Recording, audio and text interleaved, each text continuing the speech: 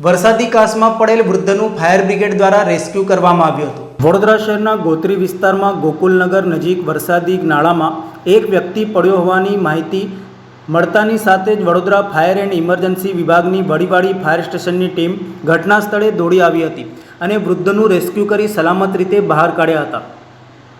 ગોત્રી વિસ્તારમાંથી વહેલી સવારે ફાયર બ્રિગેડને કોલ મળ્યો હતો, જેમાં વરસાદી કાંસમાં એક વ્યક્તિ પડી ગયો હોવાનું જાણવામાં આવતા ફાયરના જવાનો ગોત્રી વિસ્તારમાં આવેલ ગોકુલનગર વરસાદી કાંસ પાસે આવી પહોંચ્યા હતા, જ્યાં એક વૃદ્ધ કાંસમાં પડ્યો હોવાનું જાણવા મળ્યું હતું।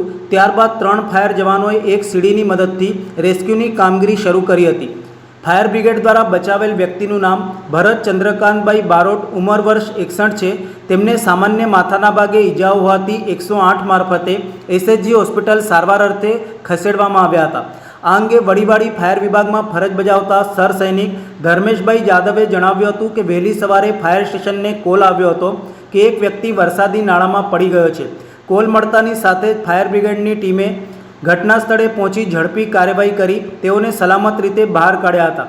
ઘટનાની માહિતી મળતા સ્થાનિક કાઉન્સિલર ઉમંગ બ્રહ્મભટ્ટ અને ગોત્રી પોલીસ સ્ટેશનની ટીમ પણ ઘટના સ્થળે આવી પહોંચી હતી।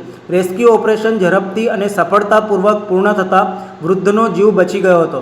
વડીવાડી ફાયર સ્ટેશનમાં અમને કોલ મળતા ગોકુલનગર અયોધ્યાનગર પાસે વરસાદી કાંસમાં કોઈ વ્યક્તિ પડી ગયો હતો, તો અમે લોકો સ્થળ ઉપર જઈને એને બહાર કાઢેલો છે।